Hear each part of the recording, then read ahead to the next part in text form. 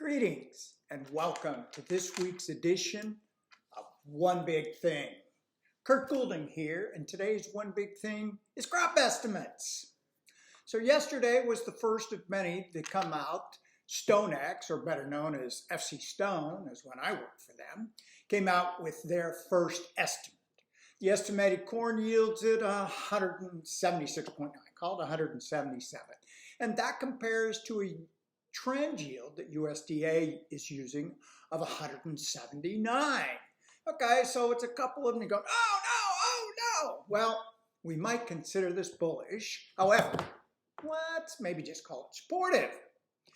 If, and that's a big if, the rains and cooler temperatures materialize over the next 10 days as forecasted, there's room for the crop to get bigger. Oh my. Considering last year it did what? Oh, we had El Derecho and it got smaller. So, and then other things that aren't completely factored in is how much demand has been rationed off. Now every week we're seeing the Chinese pull some corn. Last week they did a good job of pulling their purchases.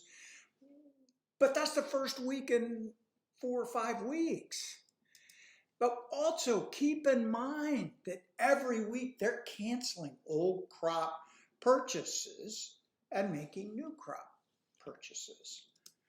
So they're rolling demand. And so there's only 4 weeks left in the crop year. So September 1 is the beginning of the new corn crop year. So I expect to see significant rolling of purchases from old to new.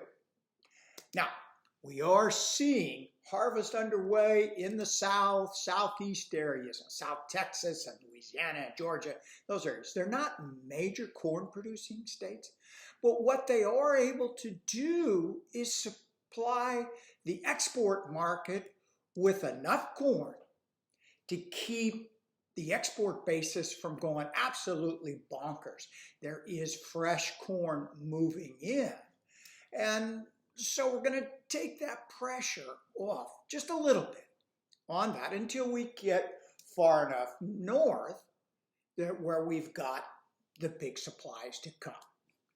So then keep in mind the ethanol plants. And there seems to be some discussions there. Look, they're operating at just nominal profit or a few pennies profit, so what's the incentive to bring these plants back online?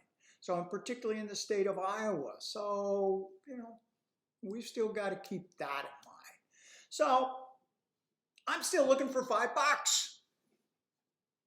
Now, with regard to soybeans, they're poised to go lower. Look, the government's being lobbied by the baking industry to back off on the biodiesel mandate as the cost of veggie oils are getting prohibitive and driving up the cost of food. And this is driving inflation. And look, we haven't seen inflation of any consequence here in this country in more than 20 years. Now add to this that soybean conditions improved last week, and we've got good forecasts for August. We've got like one more week. We go through this weekend and part of next week of having heat, and then it kind of cools off and got some rain and all of this. Now add to that the reduction in Chinese global buying. They've got poor crush margins, and the margins in feeding are down, so they're kind of slowing down their purchases on that. So let's watch USDA later this week, see what they have to say. But in all reality, it's going to be September before we have any idea what the corn crop looks like. So until next time, happy trading!